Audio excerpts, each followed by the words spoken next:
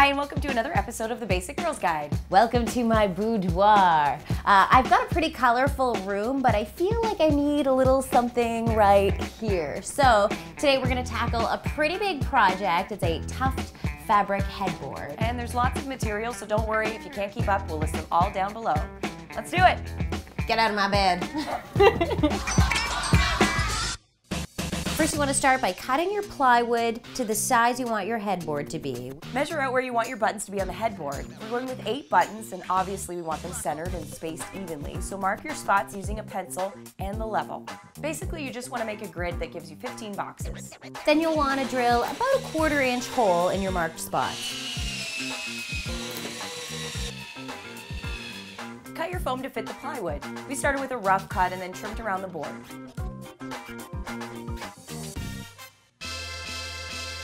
Stretch the quilt batting over the foam and plywood and staple it in place. It's best to put one staple on each side first and then just keep stretching as you go all around.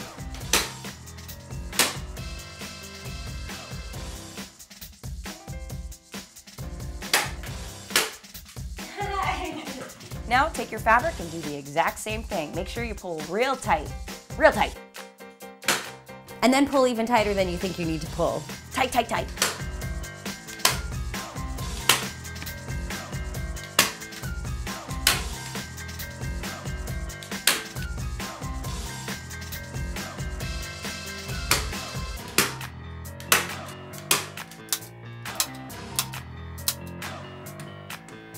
So the next thing we need to do is attach our buttons to the headboard. You can actually find these button kits at most craft stores, and what you do is you take a circle of your fabric and you wrap it around the front of the button like this, and then you pop that whole thing into the button maker, fold the edges over,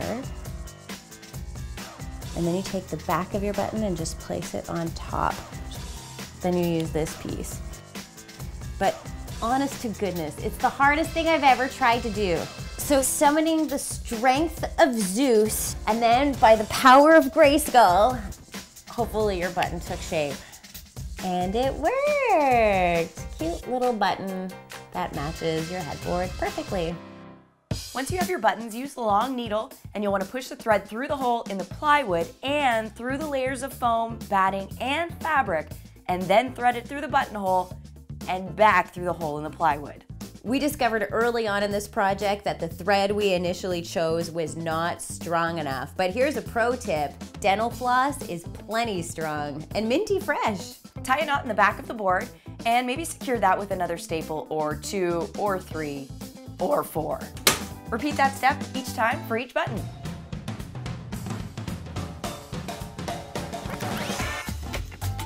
Yay! That's it. Now we just need to hang this on the wall over the bed. There are a lot of ways you can do this, and we've chosen to use picture wire.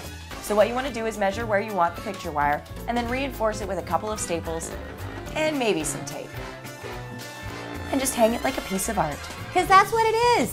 So that's it, a DIY fabric headboard. It was a lot of work, but it came together for pretty cheap because a lot of our materials were either secondhand or salvage. The whole thing came to under $50. We used a lot of materials for this project. We've listed them all below. And if you make your own projects at home, take pictures and use the hashtag BasicGirlsGuide. Thanks for watching.